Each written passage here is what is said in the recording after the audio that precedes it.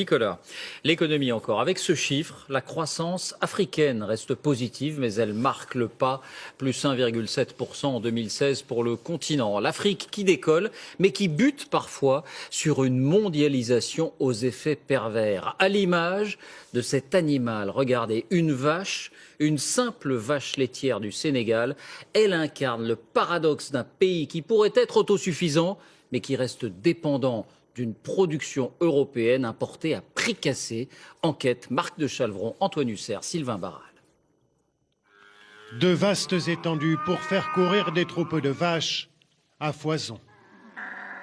Un peuple d'éleveurs sénégalais au nombre de 200 000 et un goût prononcé pour le lait. Et pourtant, à Dakar, la capitale du pays, on ne le consomme qu'en poudre ou presque. Produit à l'étranger.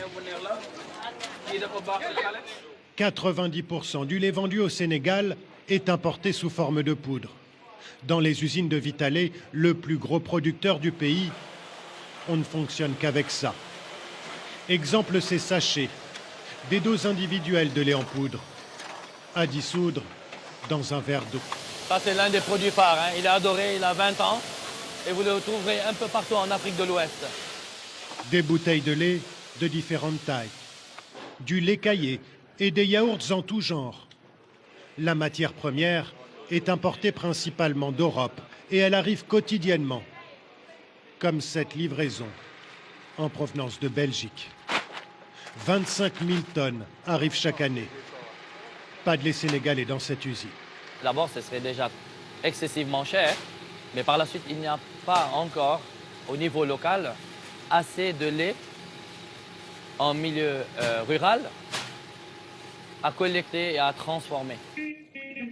Et pourtant, les vaches sont bien là. 3 millions de bovins au Sénégal, autant qu'en France par nombre d'habitants, principalement concentrés dans les régions Peules du nord du pays. Un homme s'est mis en tête d'exploiter ce potentiel, Bagoré Batili, vétérinaire de formation. Il y a 10 ans, il est parti à la rencontre de ces éleveurs nomades, plutôt sceptiques au début, pas habitués à produire du lait. Ici, on est à peu près à 20 km de la ville, Richard-Toll. Et le lait, quand on a ici, à qui tu vas le vendre? Les éleveurs qui sont autour, enfin, les gens qui sont autour sont tous des éleveurs, ils ont tous des vaches. Tu ne vas pas le vendre ici. Il faut faire 20 km pour le vendre. Ce n'est pas possible. En charrette, c'est pas possible. Il a donc fallu bâtir toute une filière, en commençant par changer les habitudes, ériger des enclos, acheter du fourrage. Et puis, ouais, ici, c'est vraiment une petite étable, quoi. Salam alaikum. On est encore loin du rendement des vaches normandes, mais en 10 ans, cet éleveur est tout de même passé de 1,5 litre à 64 litres par jour. Je pratique l'élevage moderne maintenant. Je ne veux plus forcément d'un grand troupeau, je préfère avoir des vaches laitières qui produisent beaucoup. 2 fois par jour, le collecteur de la laiterie passe récupérer le produit de la ferme. Avec son tricycle motorisé, il fait la tournée des villages. La laiterie du Berger travaille aujourd'hui avec 800 éleveurs dans un rayon de 30 km autour de la ville de Richard-Toll, là où se trouve l'usine. En 10 années, la laiterie du Berger est devenue le 2e producteur de yaourt au Sénégal. Problème, l'entreprise a beaucoup de mal à être rentable. La mise en place d'une filière coûte extrêmement cher, et ce d'autant plus que la fiscalité sénégalaise ne lui est pas du tout favorable, selon Bagoré Batili. Le paradoxe ultime ici, c'est que pour amener 1 litre de lait de collecte de la brousse de Richard-Toll à l'usine, on aura payé plus de taxes que pour amener 1 litre de lait reconstitué à partir de poudre qui vient de Nouvelle-Zélande ou d'Europe. Les barrières douanières sont faibles et localement, on paye énormément de taxes.